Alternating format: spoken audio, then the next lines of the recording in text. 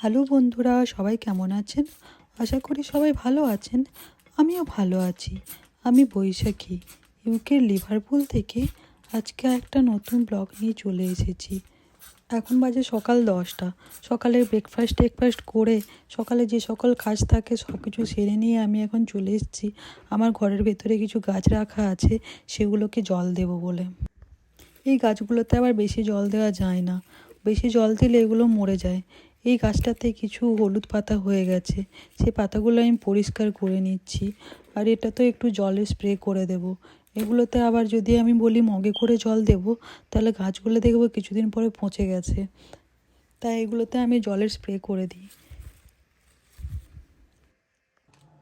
এই যে অ্যালোভেরা গাছটা দেখছেন, এটা আমি যখন স্টোর থেকে নিয়ে এসেছিলাম একদম ছোট চারা ছিল, দেখুন কত বড় হয়ে গেছে এখন।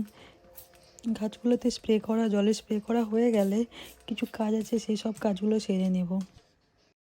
আমার সকালে যে সকল কাজ ছিল সব কিছু সেরে এখন চলে এসেছি দুপুরের রান্না করতে। আজকে আমি দুপুরের তরকারিতে বানাচ্ছি আমার ফ্রিজে থাকা অনেক কিছু সবজি, সেগুলোকে একসাথে মিক্সড করে পালং শাক দিয়ে একটা সবজি বানাবো। তাই আমি ফ্রিজ থেকে এখন পালং শাকটা বার করে নিচ্ছি। এই প্যাকেটটাতে শুধু পালং শাকের পাতাই থাকে। আমরা যে ইন্ডিয়াতে ডাঁটা সহ পালং শাক কিনি না, ওরকম টাইপের নয়। ওরকম পালং শাক কিনতে গেলে আমাদেরকে ইন্ডিয়ান স্টোরে যেতে হবে।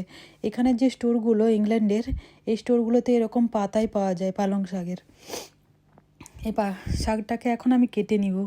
কেটে নিয়ে ওই যে সবজিটা ভেজেছি ওর সাথে দিয়ে ভালো করে মিক্সড করে নেব। এই পালং শাকটার এই প্যাকেটটার দাম পড়েছে ইংল্যান্ডে টাকা অনুযায়ী ওই 90p।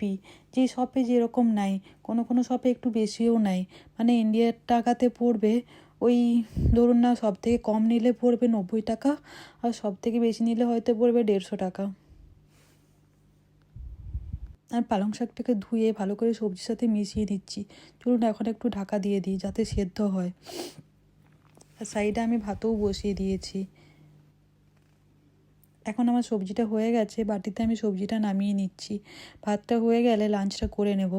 লাঞ্চ করে কিছুক্ষণ একটু বসে আদিহানকে স্কুলে নিতে যেতে হবে।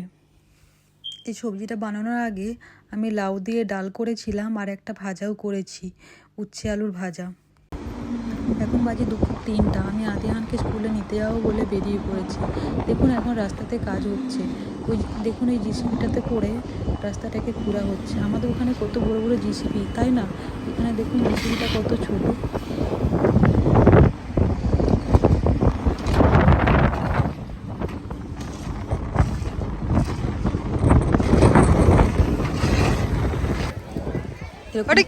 সানগ্লাস আগে কে দেখেছেন? আমি তো আগে কোনোদিন দেখিনি। দেখা দেখা দূর থেকে চল।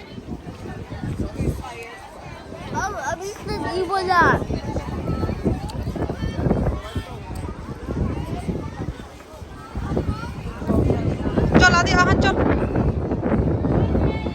আদিহান স্কুল থেকে ফিরে ব্যস্ত হয়ে পড়েছে গিফট খোলার জন্য। আহানের বার্থডেতে আহানের একটা ফ্রেন্ডকে ইনভাইট করা হয়েছিল, কিন্তু সে আসেনি, হলিডেতে বাইরে গিয়েছিল বলে। এখন স্কুল খুলতেই ওর বার্থডের গিফটটা ওকে দিয়েছে। বাচ্চারা তো জানেন গিফট পেলেই খুব আনন্দ, আর গিফট খুলে দেখার জন্য যে ভেতরে কী আছে, তাই দুজনে এখন সেই কাজটাই করছে। আজকের ভিডিওটা আমি এখানেই শেষ করছি। যদি আপনাদের ভালো লেগে থাকে তাহলে প্লিজ একটা লাইক আর কমেন্ট করে দেবেন। দেখা হবে নেক্সট ভিডিওতে। সবাই ভালো থাকবেন।